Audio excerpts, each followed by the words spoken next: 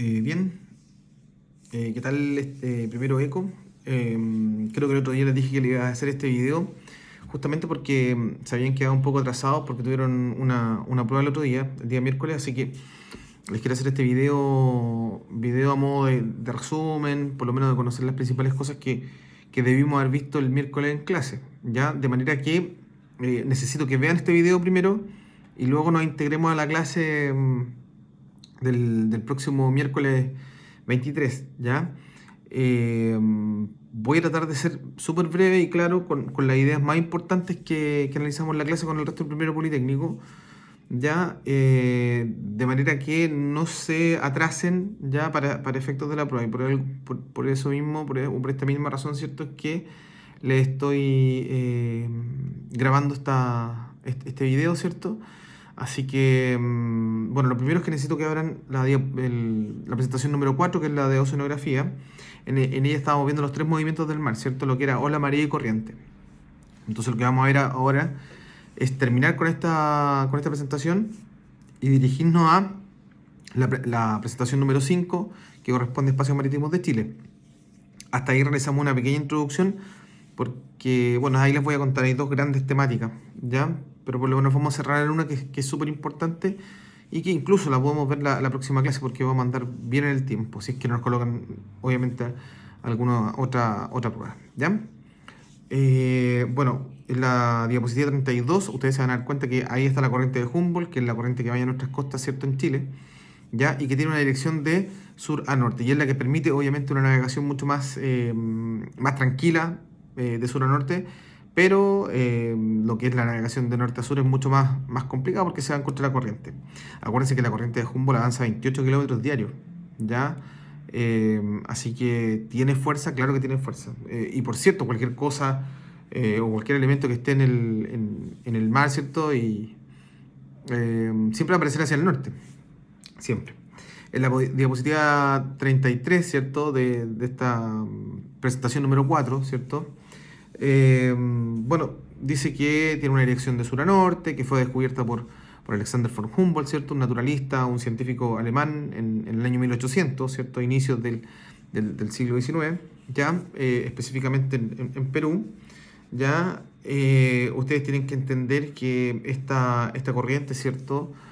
Ingresa a nuestro país desde la Antártica, ¿cierto? Con una temperatura de 4 grados y la temperatura aumentando, ¿cierto?, progresivamente hasta llegar a las costas de la región de Tarapacá y de Arica, ¿cierto?, con unos 16 hasta 18 grados, ¿cierto?, si es que hay olas de calor, ¿ya? Por cierto. Ahora, ¿qué es lo importante? ¿Qué es lo importante de esta agua fría? Que por lo general, ¿cierto?, el mar que viene desde el sur proviene con nitratos y fosfatos, ¿cierto?, que son minerales, ¿cierto?, que son consumidos por el plancton. Y finalmente, ¿quién consume el plancton? Son la diversa, digamos, fauna marina. Y eso nos permite, además, una gran diversidad pesquera a lo largo, ¿cierto?, de nuestro país, incluso en el norte, ¿eh? Ojo, el mar a lo largo de todo Chile es frío, de eso estamos súper claros. En la diapositiva 34 vamos a hablar del fenómeno del Niño, ¿cierto? Fenómeno del Niño que probablemente aún no tenga una explicación muy clara, ¿no? Hay ocasiones en que la corriente de Humboldt pierde fuerza, pierde energía, ¿ya? Y eso puede tener un montón de factores. No hay una causa única, puede tener un montón de factores, ¿ya? Respecto justamente de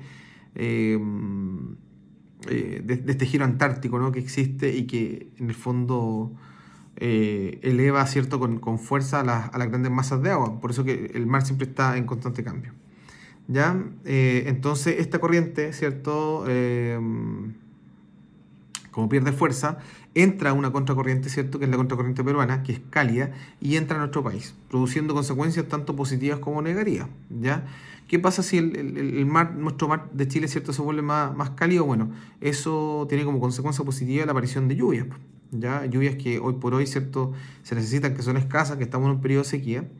Pero lo malo es que los peces, ¿cierto?, que viven con cierta temperatura, con cierta salinidad, comienzan a migrar. Y eso es una catástrofe, ¿cierto?, para la industria pesquera, tanto artesanal, digamos, como en cantidades industriales, ¿ya? Ese es un tremendo problema. Esta corriente del Niño, bueno, lo bautizaron unos pescadores peruanos, ¿no? Justamente porque fue descubierta un 25 de diciembre en honor al Niño Jesús, ya por si acaso. Y como aparece en la diapositiva 34, ¿cierto? Puede aumentar la temperatura hasta en 34, hasta en 10 grados más, ¿ya? Lo cual es muy considerable. No es lo mismo tener un mar de 18 grados a un mar de 28 grados. Eso cambia bastante las cosas. Y lógicamente un mar de 28 grados puede acelerar aún más el ciclo del agua y esto producir lluvias, ¿ya? La diapositiva 35 hay una imagen satelital, ¿cierto? Que ve cómo van avanzando, está bastante clara, cómo están avanzando, ¿cierto? Estas grandes masas de aire caliente, ¿cierto? Hacia la costa, ¿ya? Luego en la diapositiva 36 hay un cambio radical de tema, ¿cierto? Para dejar atrás, ¿cierto? Lo que son las corrientes marinas. Y vamos a hablar, ¿cierto? De los recursos marinos, la investigación y la contaminación marina, como para ir cerrando, digamos, esta presentación. En cuanto a los recursos marinos, vamos a decir que nuestro país presenta una gran flora y fauna, muy diversa y muy numerosa. Eso estamos súper claros. Sin embargo, si ustedes se dan cuenta, ya, sobre todo en el segundo párrafo, de la extracción de estos recursos marinos, ¿cierto? El 92% corresponde a pescados, el 5% a algas y solamente el 3% a marisco, ¿ya? Eso tiene una explicación muy, muy concreta, ¿ya? Y que tiene que ver, ¿cierto? Con la facilidad, ¿cierto? En cuanto a la industria pesquera, sobre todo la pesca industrial, ¿cierto? Que es de arrastre, respecto de lo que implica mariscar, ¿ya? Si ustedes se dan cuenta, incluso dentro de nuestra cultura, culinariamente, ¿cierto? Consumir pescado y mariscos casi en nuestro país es un lujo. Ya comprenderán los altos precios, ¿cierto? Que uno puede ir a una caleta incluso y averigüe cuánto cuesta, no sé, una docena de locos, por ejemplo. Es muy, muy caro, ¿ya? Y por eso que nuestra cultura tiene más arraigada, digamos, comer otro tipo de productos. Bueno, el principal son siempre las carnes blancas en nuestro país. Ya ese se lleva el mayor consumo, digamos, en lo que es la población en general, ¿ya? Y en cuanto a los mariscos, bueno, una pena, pero eso tiene que ver con las dificultades que tiene que ver esta operación, ¿cierto? Esta acción, ya, y también lo poco masivo, ¿no? Pareciera ser que nuestro país es marítimo solamente porque tiene mar, creo que en algún momento lo hablamos, pero no porque tengamos una cultura marítima, ¿ya? Luego, bueno, el 90% corresponde a especies pelágicas. Pelágica se refiere a la superficie, ¿cierto?, del mar en toda esta extensa plataforma continental, que es donde se produce justamente la pesca, ¿ya? Y la pesca industrial está concentrada principalmente en las regiones de Tarapacá y Biobío. Los que han estado ahí en algún momento recordarán un olor bien putrefacto, ¿cierto? Tanto en Iquique como en Talcahuano, justamente porque estas industrias pesqueras lo que hacen es procesar harina y aceite de pescado, y ese es el olor putrefacto que sale. Incluso si ustedes van a Iquique y van cerca de la Sofre, por ejemplo, las calles, digamos, las calles y todo lo que está alrededor ya está impregnado ese olor. Ya es inseparable, digamos, de lo que fueron las pesqueras. Eso se acabó, ¿ah? O sea, de hecho, ese olor, digamos, ha sido bastante amortiguado por las industrias, pero todavía queda, todavía algo queda. Bueno, algunos los que han estado en Iquique o han vivido en Iquique o en Talcahuano se van a saber bastante bien de lo que quiero hablar, ¿ya? En cuanto a los mariscos y sobre todo la industria salmonera, ¿cierto? Se lo lleva la región de los lagos, ¿cierto? Con el 65% en cuanto a marisco y el 90% en cuanto a la industria salmonera, que es una industria especial. Bueno, para qué decir lo que cuesta, digamos, consumir un salmón en una región como la que nosotros nos encontramos, ¿cierto? En la región de Valparaíso, ¿ya? Sin embargo, esta es una actividad que otorga bastante trabajo, ¿cierto?, en la población. Hay grandes piscinas, ¿no?, en esta actividad, digamos, de acuicultura. Eh, eh, y sin embargo sigue siendo muy, muy escaso y muy caro, ¿no? Sobre todo en nuestro país. Ustedes tienen que pensar que lo mejor que Chile tiene, ¿ya? Los mejores productos que Chile tiene son exportados, ¿ya? No son para el mercado interno. Y no me refiero tan solo a pescado de marisco. Piense en algo, en una fruta tan simple como la manzana, por ejemplo. La manzana lo que nosotros consumimos, que está en los mercados, que está en las ferias, ¿cierto? De tercera categoría, la manzana que va de exportación, la uva que va de exportación, ¿cierto? Son grandes, son jugosas, con un sabor realmente muy dulce, que nosotros no vemos acá, ¿ya? Lo mismo pasa con las paltas y con un montón de otros productos, ¿ya? Y aún así, en Chile es muy caro comer saludable, alimentarse saludablemente. Insisto, no lo digo tan solo por los pescados y los mariscos, sino que también por frutas y verduras, ¿ya? En la diapositiva 37 hablamos de la investigación marina, ¿cierto? Bueno, ¿cuál es el gran problema de la investigación marina? Simplemente es el interés y la inversión, ¿ya? Porque lógicamente uno podría decir, bueno, ¿cómo saber lo que tenemos bajo en la realidad submarino, ¿cierto? Si no, en el fondo nunca ha sido explorado. Y ese es un gran problema, porque un gobierno, digamos, de turno, yo creo que no va a estar dispuesto, no le va a sobrar la plata, digamos, como para establecer y gastar, no sé, pues 10 mil millones de dólares en descubrir qué hay bajo en la superficie del mar, ¿cierto? Respecto de, no sé, pues solucionar un problema social, un problema de salud o un problema de educación. Ya no importa dónde, capaz que maten a ese pobre presidente el otro día, digamos, si se pone a invertir en investigación marina. ¿Ya? Por lo general son las universidades las interesadas, las que quieren invertir, ¿cierto? En este tipo eh, de, de investigación, de estudio, ¿cierto? Tal como vimos en las noticias, ¿cierto? De, de, de la Fosa Atacama, donde está la Universidad de Concepción, ¿cierto? Y su Facultad de Oceanografía, ¿ya? Y lo que proporcionó el Estado justamente a través de la Armada fue el transporte, fue todo este apoyo logístico. Lamentablemente, hay que decirlo, no hay mayor interés y menos va a haber inversión, pero quizás, ¿cómo vamos a ver si nunca ha existido, digamos, la oportunidad? ¿Ya? Si ese es el gran problema, ¿ya? Luego en la diapositiva 38, y para ir terminando y cerrando esta presentación, hablaremos entonces de la contaminación marina. La contaminación marina tiene varias formas, ¿ya? Yo creo que hay algunas que son bien notables respecto de otras, ¿cierto? Tenemos principalmente los derrames de petróleo. Y ojo que los derrames de petróleo no tan solo o necesariamente tienen que ver con estos accidentes que le ocurren a los grandes buques, ¿no? A las grandes embarcaciones marinas, ya sea por desperfecto, ya sea por filtración, no. Eh, Más del 50% ya del petróleo que está en el mar se debe a todo tipo de descargas que realizan los lubricentros. Me imagino que alguna vez han visto cómo le cambian el aceite a algún auto. Bueno, ese aceite que sale muy negro, no crean que los lubricentros lo guardan de recuerdo, sino que y tampoco lo reutilizan, ¿no?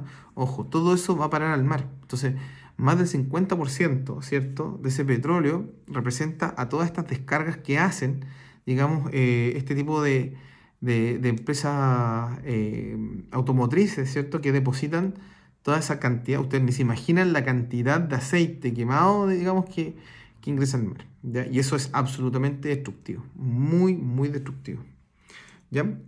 En segundo lugar, y en la diapositiva 39, ¿cierto?, tenemos a la contaminación industrial.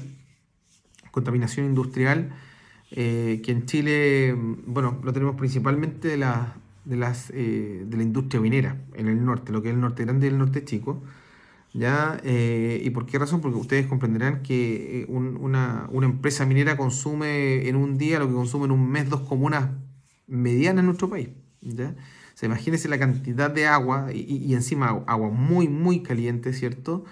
Y con presencia de metales pesados. Hay mucha gente en el norte que finalmente decidió no consumir ni pescado ni marisco porque estos metales pesados, ¿cierto?, en el cuerpo humano pueden producir cáncer, ¿ya? Eh, Esto obviamente mata a todo lo que es la flora y fauna, ¿no? A todos los peces, digamos, a todo lo que es el plancton, ¿no? Y estos animales se quedan sin comida, ¿ya? De hecho. Y se refiere, bueno, a todo tipo de contaminación industrial, ¿verdad? De todo tipo. Yo estoy mencionando, digamos, la que más produce contaminación, ¿ya? Que es la industria minera por las dimensiones que tiene, ¿ya? Luego, en la diapositiva 40 tenemos la marea roja. La marea roja es un fenómeno natural, ¿ya? Pero voy a esclarecer esto porque al final somos los seres humanos siempre los culpables de todo. Es un fenómeno natural, ¿por qué razón? Porque resulta que hay un tipo de alga, ¿no? Que anda ahí merodeando, ¿cierto? En nuestro océano, que son los dinoflagelados, ¿ya?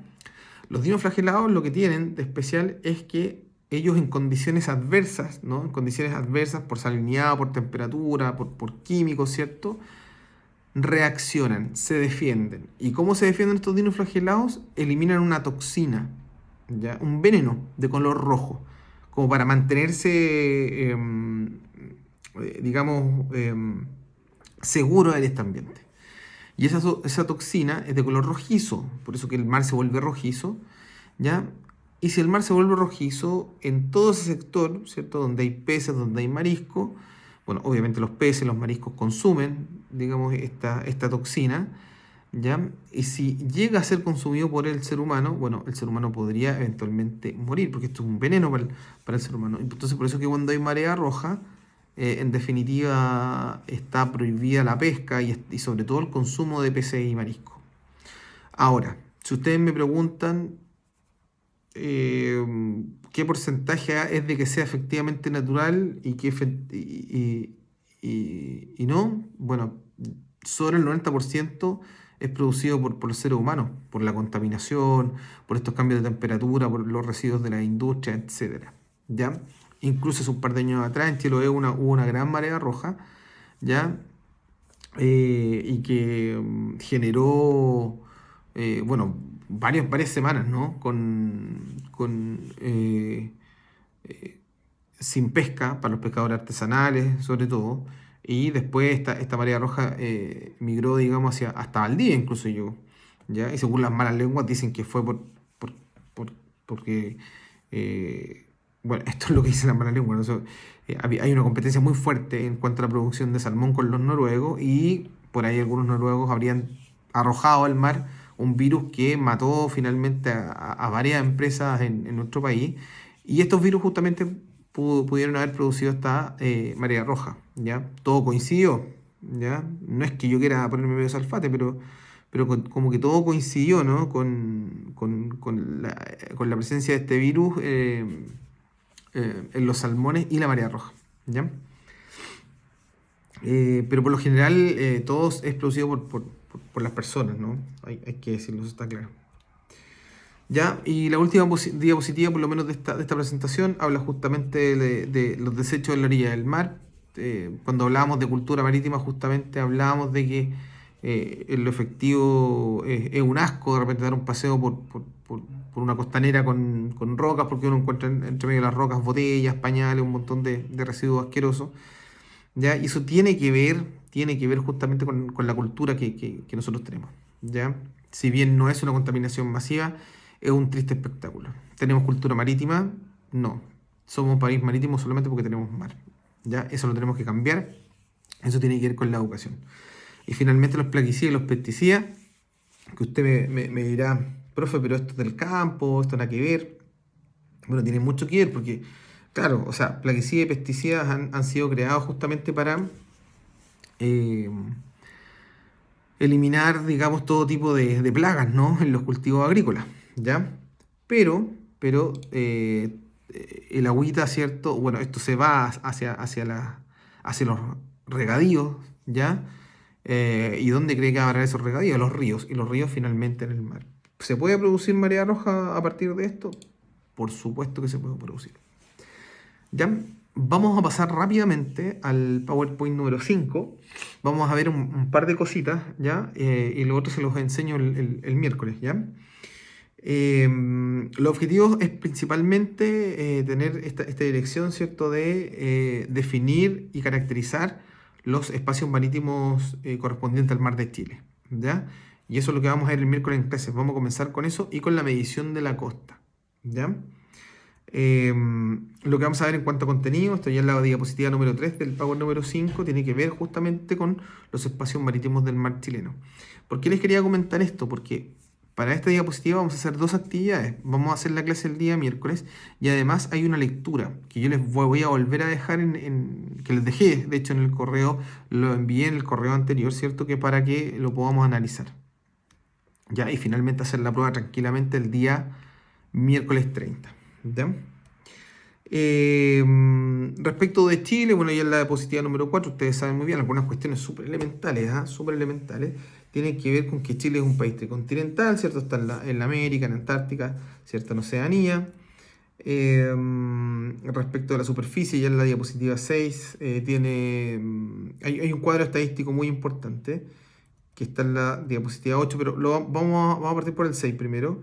Tenemos el ancho máximo, ya que son 445 kilómetros en el Estrecho de Magallanes y 90 kilómetros, ya un poco cerca de acá, ¿cierto? Desde Punta Molana hasta el Paso Casapiedra a la altura de Illapel, ya a unas 3 horas de aquí por lo menos. Pero en el cuadro 8, en la diapositiva 8, hay un cuadro, ¿cierto? Con todo. Y aquí hay algunas cosas que ustedes tienen que saber y tienen que saber diferenciar bastante bien, porque la superficie del territorio chileno emergido, ¿cierto? Tiene 2.006.626 kilómetros cuadrados. Pero si ustedes se van al último punto, donde dice superficie de la zona económica exclusiva, tiene 3.500.000 kilómetros cuadrados. O sea, si a nosotros nos preguntan dónde hay más territorio, obviamente hay más territorio en en la tierra sumergida. ¿Ya? Respecto de la tierra emergida, Chile tiene más territorio en la Antártica, ¿cierto? Con 1.250.000 kilómetros cuadrados. El Chile continental tiene 756.626 kilómetros cuadrados, que es donde nos ubicamos nosotros ahora. El ancho promedio tiene 177 kilómetros cuadrados. La zona económica exclusiva tiene 200 millas, pero eso lo vamos a ver el miércoles. ¿Ya? Ahí estos datos son bien, bien interesantes, bien, bien importantes. ¿Ya?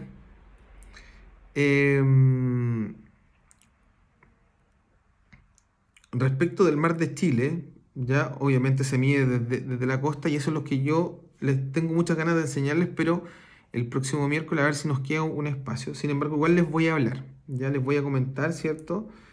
El mar chileno es el nombre geográfico, diapositiva 11, ¿ya? Que se le da a las aguas oceánicas que circundan el territorio nacional, ¿ya? Y se miden desde la costa. El problema, y aquí viene el problema, se los voy a enseñar un poquito ahora.